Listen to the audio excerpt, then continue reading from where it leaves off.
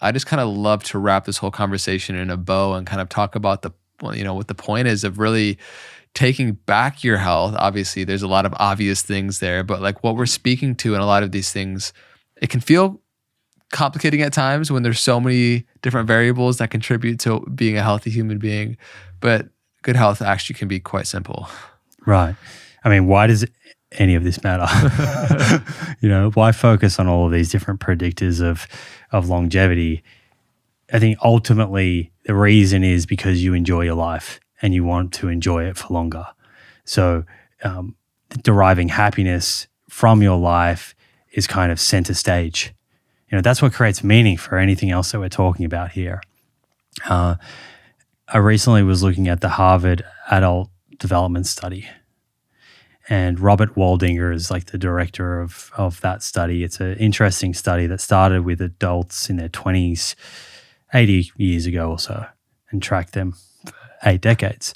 And they were interested in looking at what leads to a happy and long life. And they're looking at all of these different predictors and, more than fame or how much money someone had, someone's IQ, their genes.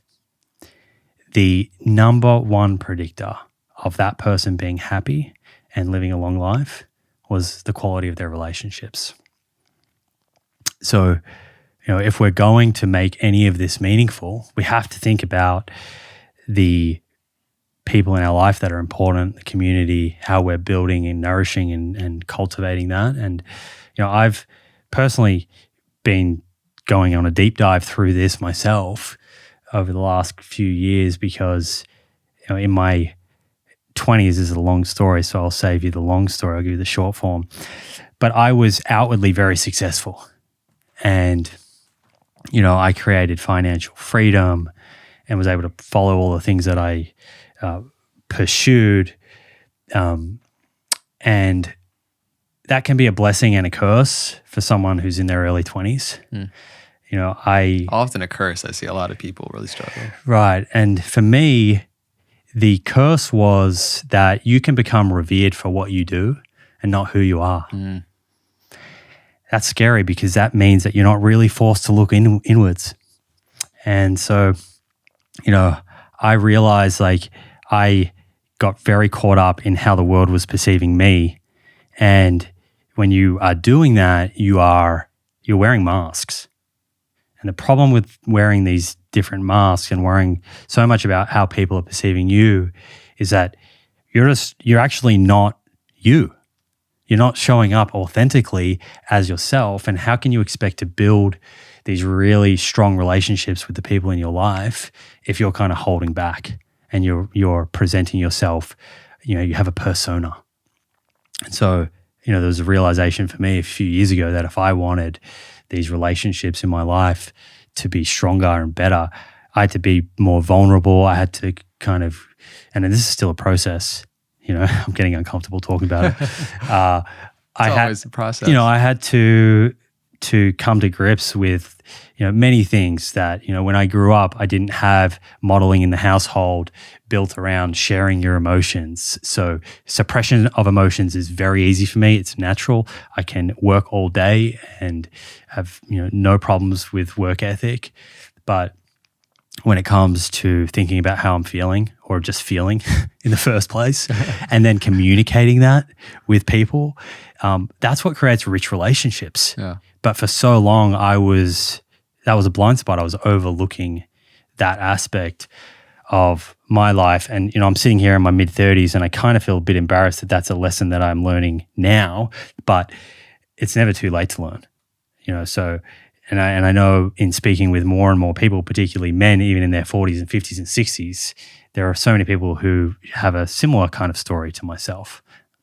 Everyone will have their own sort of things that they need to grapple with that you can only identify through some self-examination, through kind of getting rid of distractions, whether it's journaling or mindfulness or meditation.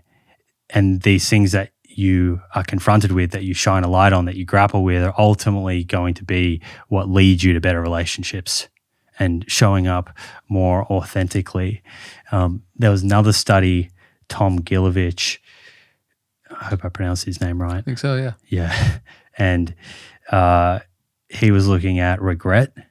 Yeah. You've seen this? Deathbed. Yeah, that's how we had Ben Nemtanani talked about it a Yeah. little bit. The way that I interpret it is, he was kind of wanting to know, like, what do people regret at the end of their life? Yeah. And I was drawn to this because, I've been working on all this stuff, and I'm like, I love the idea of optimizing all these health markers, but what am I doing it for? Yeah. And interestingly, what he found was, one of the biggest regrets that people had was not living life on their own terms.